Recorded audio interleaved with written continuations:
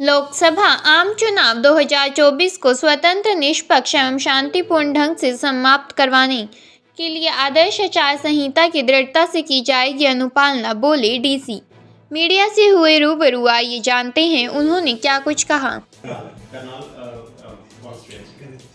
तो इसका शेड्यूल है जैसा कि हमें ऑलरेडी पता है, but for the sake of repetition एक बार मैं आपको फिर से बता देता हूँ। नोटिफिकेशन इशू हुआ है 16 मार्च को। नोटिफिकेशन जो हमारे यहाँ इशू होगा, इलेक्शन अनाउंसमेंट हुए हैं 16 मार्च को। इलेक्शन नोटिफिकेशन इशू होगा 29 अप्रैल को। Last date for filing nomination है 6 मई। स्क्रूटनी ऑफ नॉमिनेशन है 7 मई। Last date of withdrawal of candidature है 9 मई।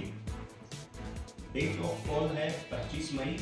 काउंटिंग ऑफ वोट है 4 जून और date of completion of election process है 6 जून।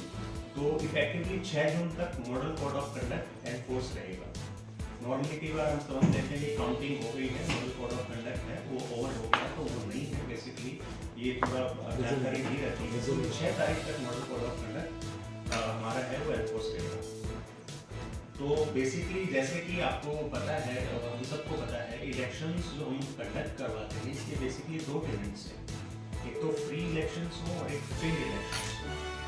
फ्री का मतलब ये है कि जो मतदाता है वो किसी भय से, किसी इंड्यूसमेंट से, किसी लालच से अपने वोट है, अपना जो मताधिकार है उसका वो एक तरह से वो उपयोग है वो गलत तरीके से ना करे, तो ये हमें इंश्योर करना है।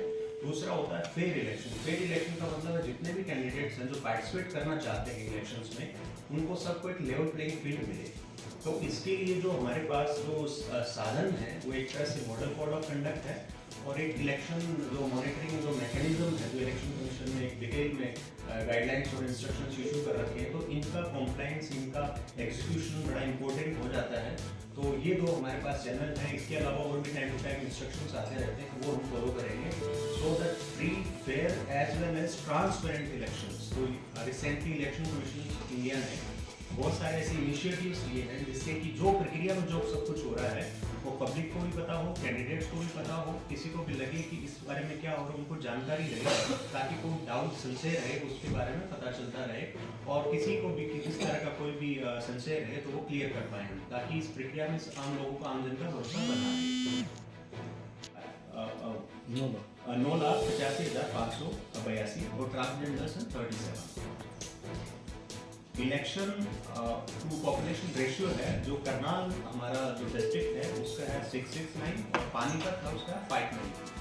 इट मीन्स आउट ऑफ 1000 कितने वोटर्स रजिस्टर्ड हैं हमारे। जेंडर रेशियो करनाल का है 917 और पानीपत का है 876। PWD वोटर्स हैं, इलेक्टर्स हैं जो हमारे, उनकी जो मार्किंग हुई है उसमें करनाल के हैं 10,585, पानीपत के हैं 4,878। ऐसे ही पोलिंग स्टेशन की बात करें हम तो हमारे पास टोटल पोलिंग स्टेशन दोनों जिलों के मिला के हैं 2023। इसमें से करनाल में है 1147, पानीपत में है 876। पोलिंग लोकेशंस, क्योंकि एक लोकेशन पे मल्टीपल बूथ भी होते हैं, पोलिंग स्टेशन होते हैं, तो पोलिंग जो हमारी लोकेशंस हैं वो दोनों जिलों की मिला के 981 है। इसमें से करनाल में 532 है और पानीपत में 449 है। इसी तरह टोटल सर्विस वोटर्स हैं जो हमारे 5,378 हैं। इसमें से करनाल के 3,085 हैं, पानीपत के 2293 हैं। तो इफेक्टिवली ये हमारे एक प्रोफाइल है, जो इलेक्टोरल रोल है उसका एक प्रोफाइल है और इलेक्टोरल रोल को हेल्थ, जो उसकी हेल्थ बताते हैं कि कितना हेल्दी है। हेल्दी बेसिकली एक ही लाइन में अगर मैं कहूँ कि कौन सा इलेक्टोरल रोल हेल्दी है, उसमें ये है कि जो एलिजिबल वोटर है वो रजिस्टर्ड है और जो एलिजिबल नहीं है वो डालने के लिए वो रजिस्टर्ड गलती से भी ना हो। फॉर एग्जाम्पल डेड वोटर्स नहीं होने चाहिए उसमें, फॉर एग्जाम्पल जो अंडर 18 है वो नहीं होने चाहिए। तो ये हमने इंश्योर किया है, तो उसी का जो आउटपुट जो मैंने अभी आपको बताया है वो उसी का आउटपुट है। अगेन एक तो इलेक्शंस है, जो पोलिंग बूथ्स हैं उनको हमने एश्योर्ड मिनिमम फैसिलिटीज़ जो जिसे हम बोलते हैं, फॉर एग्जाम्पल उसमें ड्रिंकिंग वाटर आता है, उसमें शेड आता है, उसमें आपके पास रैंप आएंगे एक्सेसिबिलिटी के लिए, तो ये सारी सुविधाएं भी हमने वहाँ पे मुहैया करवाई है। सारी लोकेशन पे, सारे बूथ पे, सारे पोलिंग